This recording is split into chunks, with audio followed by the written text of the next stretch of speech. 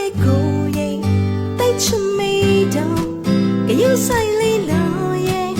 စာရာပေးအောင်တနေ့လောက်မှမနေရင်စိတ်တစားဖြစ်ပြီးစိုးစိတ်ကတော့နိုင်တော့